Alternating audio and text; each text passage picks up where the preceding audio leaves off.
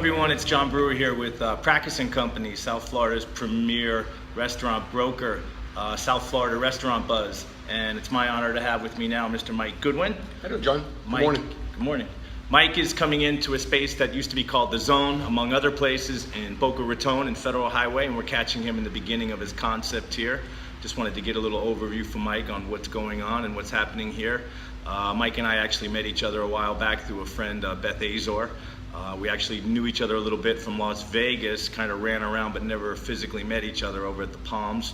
What did you do over at the Palms again? I was the director of entertainment for the Palms for a short period of time, working with George Maloof and Paul Pusateri, running the theater, the lounges, everything to do outside of the nightclubs. Gotcha. So concerts and things like that. So tell us, what brings you to Boca Raton, South Florida area? What's your concept? What are you going after here? Well, I'll tell you, what got us here was we spent a little bit of time overseas working in the Bahamas, and we worked in Punta Cana for a bit, doing the entertainment for some casinos and resorts in those areas. Fell in love with the climate, really loved the Caribbean, the hot, year-round summer, and my wife really wanted to come to Florida, so we decided to move to Boca Raton. The schools are great here. The community is fantastic, and we feel like the business environment for what we do is ripe. Cool. So, and you found this space? Yeah, we started looking around. We had two different concepts that we were looking at developing. This is the one that we're taking to fruition. It's going to be a brewery, a brew pub, and with a full menu. So we're going to be, having a great restaurant here, and we're going to grow all of our own vegetables. We're going to grow all of our own herbs and spices right here on premise. And we're also going to be a live music venue to kind of carry along what my past has been in the entertainment world. So kind of combining the fresh craft beers, fresh craft foods with some crafty jams. Oh, cool. So you're going to be booking bands, rock and roll DJs?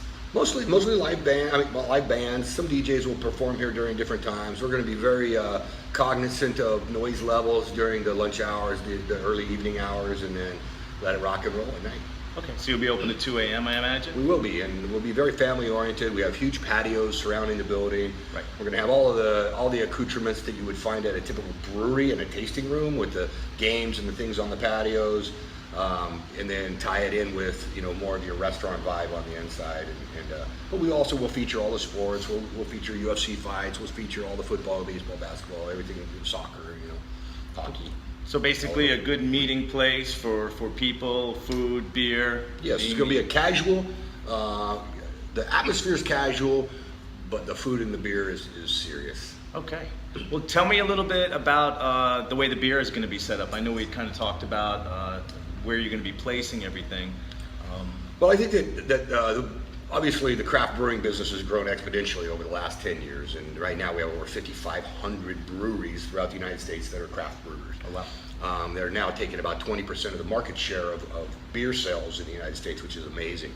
And one of the things that I found as I'm getting into it getting more involved in it, is that it's kind of like sushi, where some people just don't eat sushi, but when you introduce them to a California roll, they start getting the taste for the different varieties of sushi. And I think right. that craft beer is similar, that we're going to be bringing them in with the Craft Beer 101. We'll be able to introduce them to a lighter fare, to a less boisterous flavors, and then bring them up into the more challenging styles. And we're excited about being able to have the whole genre of beer schedule or types here, created and designed here. But we're also really cognizant of the hot environment. People want something fresh and light and refreshing. Right. And so we're going to really feature and focus on that type of beer. I think especially with the weather here, I've noticed lately with craft brews, and I'm a layman brewer. I brew stuff at home, 5-gallon batches, and I have a lot of enjoyment with that. And I'm kind of the same way. The IPAs, the triples, I mean, they get to be a bit much. But what I'm finding now, what they're starting to do is, I think that they're doing an IPA, but they're kind of getting fruit overtones in there. So they're kind of catering to, a South Florida beer. When you're on your boat and you're sweating and you're active, it's a beer that you can knock a few back and have a good time with. It's not going to overwhelm the palate or get you too full. Because a lot of the big beers, you can drink a couple of them, but then you really feel like you've eaten a meal. Mm-hmm. And a lot of the domestic beer drinkers, they like to drink beer throughout the day, watch a game, drink 6, 7, 8 beers. And if you do that with strong craft beer, an 8 or 9% alcohol craft beer, you'll be on the floor. Sure. So, you know, the sessions and the lighter beers are really becoming very popular in the craft world. Sure. And I think that it should be here, you know. with the heat. Absolutely, absolutely. And I think the other side of that too is, as I've gotten more into beers, is if I'm eating very bold foods, a spicy food, I kind of like a stronger beer that's going to stand up to those flavors too. So, Exactly. you know, you get the best of both worlds. Now, we were talking. I mean, we talked a little bit about with Funky Buddha, or the one that just got sold to Constellation, Mm-hmm. and they're more of a distributor, which means you don't really have the food. There's kind of been some regulation issues. Can you tell me a little more about that? Yeah, sure. By Florida law is one which the brew pub is restricted to on-premise sales, whereas the brewery is able to sell and package their beers to go, as well as you can take it individually on premise, off of premise. I think that the reason why that is because the lobby for the big breweries, the Buds and the Coors, have a lot of stronghold on the you know, the government here in a sense of their lobby dollar. And they don't want a brewery like myself to be able to steal shelf space from them in a retail store, and hence the regulations that hinder certain things from happening. I believe that, you know, it's and it also hinders the breweries from making food, because Right. they can't have a real kitchen. Hence, they have the food trucks out front, which is a secondary. You know, it's fun, but it's certainly not keeping you on premise for very long. So Right. I think that, you know, there's some laws and regulations that I think hinder the overall brewery business in Florida at this point. But I think that as time comes, we'll loosen up some And of those you rules can't and even do regulations. growlers, right? You can't even do, if you made a special growler and I came in and I ordered your chicken wings and came in with a growler, you can't refill that growler for me to take off premises, if I understand correctly. That is the way that the law is today. So if you're going to have Crazy Uncle Mike's beer, you're going to be drinking it at Crazy Uncle Mike's. Right. But it's the same that Brewsy's been living under for the years that they've been open, and the regulations are not new, but I think they're dated. Okay. There's an opportunity to maybe look at the future and say, what makes sense for the community? What makes sense for development? What makes sense for safety? Sure. And those kind of things. Because if you want to take your growler home and eat at home and have a beer with it, it seems fair that you would want to drink your favorite beer, and if that happened to be mine, I would love to be able to sell it to you. Sure.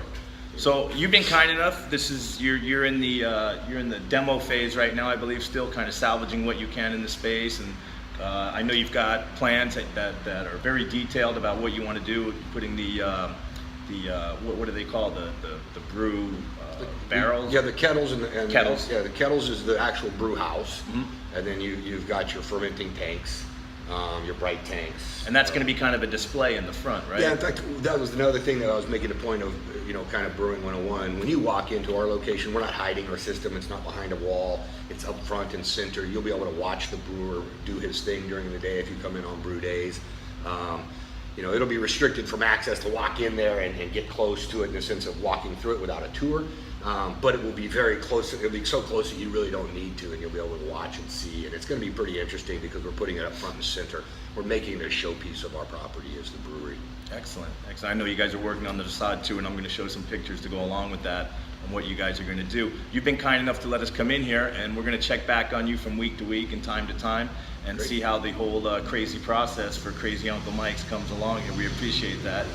And we wish you the best of luck. And you're going to show me around a little bit. I will. Look around. You're going to point out some of the changes you're going to make here. And it's such an interesting business, the beer business right now, and how it's evolving. And great to have you here in South Florida and being a part of it.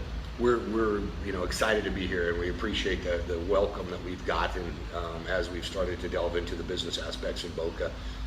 From the council, from everybody that has to do with authorities here. It's been a pleasure to work through the city process.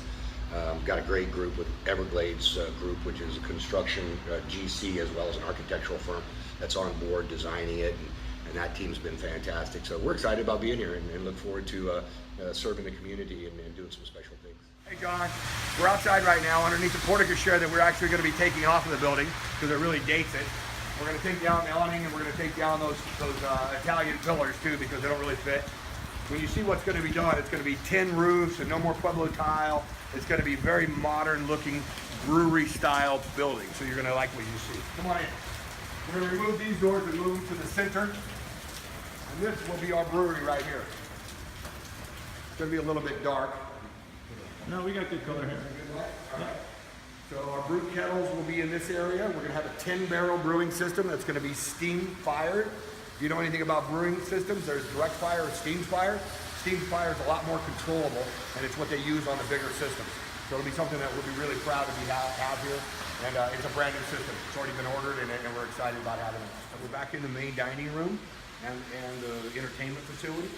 So the giant bar that you see today in the middle of the room, that's going to go away. And we're going to have one of the longest bars in Boca Raton. It's going to go all the way from this door. It's going to come out and go all the way down past the third door.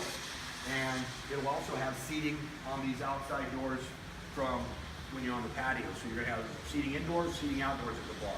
Really excited about that. The people in Boca, with our weather being beautiful, 12 months of the year. A little bit of rain today, but other than that, it's a great place to have indoor-outdoor seating. No, I see that a lot. I see a lot of restaurants, and it's usually, especially for happy hour, things like that, it's the busiest area. The people can sit outside but feel like they're still having a bar experience. Well, when we walked in, too, where we were, where the porte-cochere is today, will be an outdoor patio as well. The outdoor patios will actually surround 3/4 of our building. So if you're an outdoor enthusiast, like a lot of us are here in Boca, this would be a great place for you to come dine. Fantastic. All this out here. Yeah. So wrap around the front and the back of the building. So basically all of these here that'll be bar, and those will be bar tops with 4 seats at each one. Yeah, and then the punch outs will be taken down. So it'll be bigger patio and garage doors at the wall itself. Fantastic.